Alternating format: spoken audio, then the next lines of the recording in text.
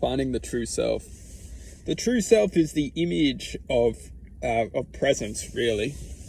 When we can start to comprehend that the image of presence is completely unique for everyone, and no one can essentially tell anyone their unique expression of presence, because it's something that comes infinitely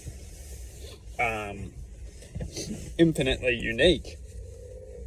So essentially, to find and access this true self is to acknowledge and accept everything from which is being within our existence.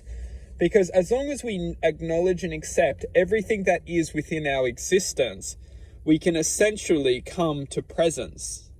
And presence is the art of accepting everything which is within its existence. Presence is essentially a vibrational code which we as unique individuals have the expression to express. And when we express this code, all that's left is our unique expression of expressing. It's fascinating stuff. So when we start to express this code, it's essentially what, well, many of us, or what can be referred to as truth, because we're expressing the truth, which is the code from which is being expressed within our unique form. So essentially, the truth is a vibration which we can all connect to, which then we can express within unique form. And this is the art of expressing the true self. Everyone does it. Everyone does it very uniquely. Some of us do it through infinite possibilities. Some might choose art, some might choose sport, some might choose essentially anything. It doesn't matter, because what's the truth of it is we're expressing ourselves within the form of a code. And that code might take the physical appearance of anything, or the physical of anything. It doesn't matter. So the true art is to express from the heart, which is essentially the conductor of this code, because we essentially express, from the heart, which is then essentially projected into this reality. Now, some of the amazing things is when we start to connect or conduct this vibration, is we start to show the essence of truth. And this is absolutely magical, because it's probably the most deepest expression we can express within this reality.